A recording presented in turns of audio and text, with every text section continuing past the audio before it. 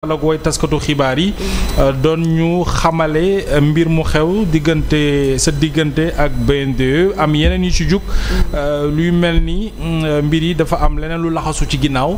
loo xam ne y a une volonté bu ñu la déggee manifeste quand même de vouloir peut-être fermer votre entreprise jaarale ko ci ay mbiru politique est-ce que mën nga ci ñëwaat carrément. waaw merci mon fils dama koy résumer rek ndax defe naa ne sénégalais yi yëg nañu lu xew ndax depuis lors j'ai tenu quand même à alerter l'opinion ndax lu may wax tout le temps man bëyu ndëpp laa kenn du ma rey si rondal ba pare nous faisons face à des gens, à un régime qui n'est ni élégant ni courtois quand il s'agit de descendre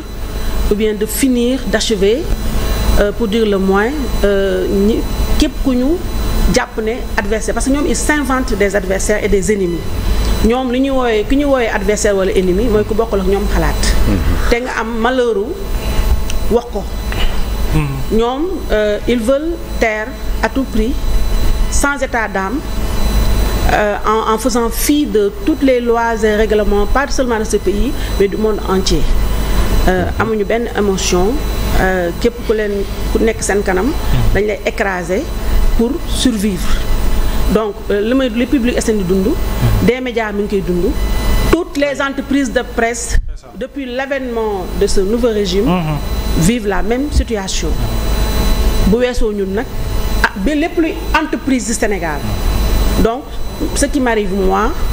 ce n'est pas exceptionnel ce n'est pas un scoop circonstance aggravante bi mooy qu'on veuille pénaliser un dossier civil ndax c'est une banale affaire de dette et de recouvrement de dette c'est une banale affaire loolu Mohamed dal na fii ku ne fii Bachir Fofana la dernière fois ñu ba mu toogee fii exhibé na benn xawma lan sa banque loolu c'est te ba léegi fayaguma ko mais ñu te ba léegi banque may topp parce que amoo loo fay ben voilà donc xam nga yëf yi ce n'est pas que ndax comme ni ma wax xam nga man dama tout le temps su may wax borom xel yi laay wax je ne parle pas à leur meute haineuse rageuse nga xam ne seen yoon nekkul ci dëgg dañuy gis dëgg ndax tellement dañoo tàmm ay sos ak ay mensonges waaye man damay wax ak nit ñi ndax tey ñu bëri li may dund ñu bëri ñu ngi koy dund ñoo xam ne amuñu accès ci micro wala caméra mais comme man am naa ci accès damay taxaw wax pour ñëpp dégg ma pour bu subaa bu rouleau compresseur bi dalee sama kaw sénégalais yi xam ne dañ maa jaay doole ndax c'est juste le but de la manœuvre dañ ma bëgg a jaay doole noppiloom parce que qu'est-ce qu'ils disent Sen TV ak Public SN TV ñun ñooy dalal ñi toog fii ñëpp ce sont des gens qu'ils ne veulent pas voir te pourtant malheureusement ils ne veulent pas nous voir mais sa audience bi dina yéeg ndax ñoom ñëpp yow la ñuy yéen la ñuy seetaan c'est-à-dire seetaanuñu ñoom seeni télé parce que à coup sûr non seetaanuñu seeni télé liiruñu seeni yëf dégluñu kenn Sen TV la ñuy seetaan ak Public SN TV pour repérer ñan la ñu leur future cible ba pare pour xam aussi lan la sénégalais yi di xalaat ci ñoom pour jël baromètre bi donc moi ce qui m'arrive c'est quoi damaa dem taxawal sama entreprise juddu na depuis 2013 ma lancé activités yi en 2022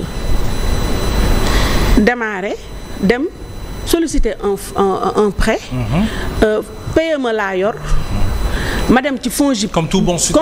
citoyen FONGIP amoon benn programme mu tuddee ETER ma dem soumissionner d'abord au niveau de FONGIP ma éligible fekk am naa compte BNDE bu yàgg foofu laa njëkk am ne am naa ay compte entreprise yu bari mais BNDE laa njëkk a ubbi pour sama entreprise média parce que am naa yeneen entreprise mais sama entreprise média BNDE laa dem ubbi ko parce que justement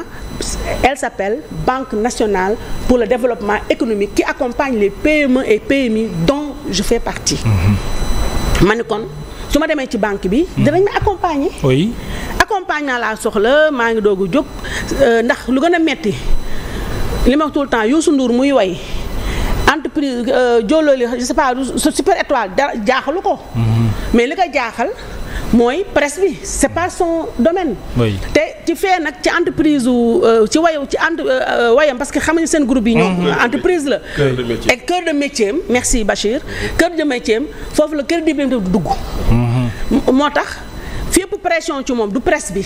c'est son cœur de métier parce qu'il sera jugé par ses pairs ci li muy def c'est la même chose pour moi man am naa maa ngi ci BTP bi mais par ailleurs ci média yi parce que je suis un nom là-bas donc tey erreur yi ma mën a pardonner ci BTP bi kenn du ma ko baal ci média yi maa ngi doog a commencer di lancer donc ça je me suis mise tellement de pression ma ne xaaral ma dem ci BND ma taxawal ñun ma éligible ñu ñëw xool genre comme examen la ñu ñëw xool photo vidéo na ma laaj ma li ma joxe lépp la ma yor dañ ma ñëkkoon a rejeté après ñu repêché ma ñëw ma joxe man 20% FONGIP accompagné garantie 50% donc la banque n'a donné que 30% ñu lebal ma may doxal di fay di rembourser normalement parce que je travaillais defe naa ne ku ñu lebal presque 100 millions nga fay ba ñoom banque bi ñoo ma ne yow 49 millions nga ñu deseel xanaa kon jàmbaar laa ci PME quand même 2022 laa lancé samay activité ñi ngi 2025 quand même pas 3 ans même pas 3 ans ma góorgóorlu fay ba ñoom ñu ne ma deseel nga ma 49 millions nga ma deseel damay PME ñoom seen cœur de métier wala seen champ d'action nekk ci PME ñu waroon ñëw sa accompagnement lambaatuma xool ma sax ne ma yow kat yaa ngi doog a doog tout tànk nga dafal nii dafa na parce que banque finalement c'est une activité commerciale lu ko intéressé c'est rentrer dans ses fonds la banque la BNDE n'a absolument aucun intérêt à ce que mon entreprise périclite parce que si mon entreprise périclite je ne pourrais pas la payer oui absolument et la plus belle fille du monde ne peut donner que ce qu'elle a même devant la barre mais dañ may laaj noo mën a fay ma ni nii laa mën a fay l'essentiel est que je paie maintenant ma ñëw j'ai eu l'honnêteté ba notre cher premier ministre ba mu ñëwee salaamaaleykum maaleykum salaam mu attaqué ñun la njëkk a attaqué door circulaire arrêté tous nos contrats ñun ñii tey xoolul derrière yoonam nekk si ñun ñëpp on nous doit énormément d'argent pour des prestations c'est ça que nous avons d'abord déjà exécutées tout à fait et que l'État doit payer léegi tey imagine-toi si ñun ñëpp parce que ils ont profité chaque jour ñu wax ko fii de la division qu'il y a dans la presse mais bu fekkante ñun ñëpp on était unis ñun ñëpp nous allions faire des plaintes collectives contre l'État du Sénégal il nous doit non seulement nos prestations mais il a confisqué de manière illégale le fonds d'appui à la presse 2 ans ngi nii un truc qui est budgétisé qui ne lui appartient pas maintenant nous moo tax xam nga man bokk na ci affaire presse bi waaye dama jàpp ne dañoo waroon lijjanti xaalis ba fa la dugg c'est ça fa la dugg maintenant ñu arrêté suñu activité yi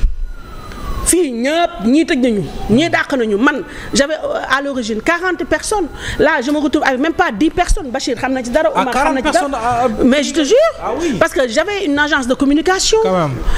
am rajo am site internet am quotidien ñëpp nga leen di fay ba pare lancer un institut de formation des métiers de médias bien sûr j'employais 42 personnes exactement quand même. Pour une masse salariale de presque 7 et 8 millions et quelques pour quelqu'un qui vient de débuter parce que toutes mes économies médias c'est ma passion lépp lu ma am par ailleurs dama ko fa dugal moi cette entreprise de médias li ma ci dugal ëpp na 500 millions sur fonds propres quand même. donc tey loolu nga def ko 500 millions tey ñaata kër laa ci mënoon a am jigéen laa wax naa ne tey état du Sénégal c'est une honte pour patronat de presse ñaari jigéen ñoo ci ne ils sont combien les hommes dedans nous ne sommes que deux femmes c'est pas une honte vu ce que se passe dans le gouvernement il y a combien de femmes et quel est le profit de ces femmes qui y a là-bas tey man mënoon naa jël xaalis ba jënd ay or jënd kër jënd nangam wala continuer nekk simple employé de Futurs Médias dont je suis toujours employé jusqu'à ce que truc tu vois alors donc may fay maintenant ba ma demee ba am difficulté yu may am chaque mois je remboursais 1 million presque 700 000 francs di ko def ba dette bi fi ñu toll nii je suis fay naa plus de la moitié quand même ba dese leen 40